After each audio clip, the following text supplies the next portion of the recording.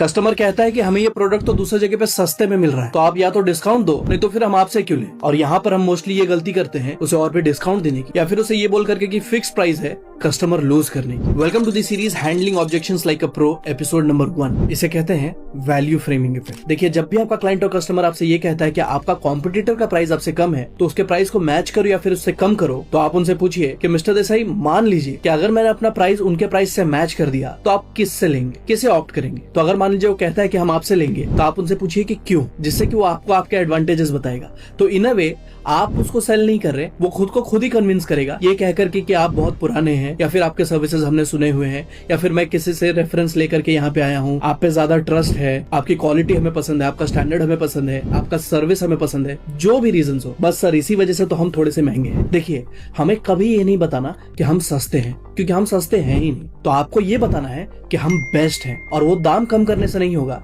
बल्कि अपनी वैल्यू बढ़ाने से होगा। लोगों को कभी भी सस्ती चीजें पसंद नहीं होती, उन्हें अपने बजट में वो बेस्ट चाहिए होता है। बट फिर भी आपसे कह सकता है कि ठीक है, फिर मैं सोच के बताता हूँ, जहाँ पे अब आप उसको एक छोटा सा इंस्टेंट डिस्काउंट या ऑफर दे दीजिए कि देसाई जी, हमारा एक ऑफर है कि जब भी क्लाइंट हमसे मीटिंग करता है या फिर कंसल्ट करता है, उसके 24 आवर्स या फिर 48 आवर्स तक एक ऑफर विंडो ओपन हो जाता है कि अगर इस बीच में आपने डिसीजन लिया तो आपको फ्लैट 10,000, 15,000, 20,000, डिपेंड करता है कि आपका प्रोडक्ट और सर्विसेज किस टिकट प्राइस का है, उसके अकॉर्डिंग आप एक इंस्टेंट डिस्काउंट उसे दे दीजिए कि अगर आपने इतने जल्दी डिसीजन लिया तो फिर आपको इससे कम में ये प्रोडक्ट या फिर ये सर्विसेज मिल जाएगी। देखिए, अब अगर उसे ये लेना है ना, तो उसके पास बहुत टाइम नहीं है सोचने के लिए, जो कि पहले होता, तो एक हफ्ता 1 महीना तक वेट करता, यहाँ वहां और देखता। But in a way psychologically उसके अंदर अर्जेंसी क्रिएट होगी कि अगर वो मान रहा है कि आप इस चीज में बेस्ट है, या फिर वो आपके सर्विसेज से सेटिस्फाइड है, तो वो ज्यादा पैसा दे करके भी आपसे काम कराएगा, वो ज्यादा पैसा दे करके भी आपको ही चूज करेगा, बिकॉज अब उसको चाहिए कि मुझे बेस्ट चीज फिर भी थोड़े डिस्काउंट में तो मिल रही, तो मैं ये डील नहीं छोड़ना चाहूंगा। बट इससे भी जरूरी नहीं है कि वो प्रोडक्ट लेगा, बट इन अ वे आपने उसके माइंड में साइकोलॉजिकली वो इम्पैक्ट क्रिएट कर दिया कि हम अपने प्रोडक्ट, हम अपने सर्विसेज में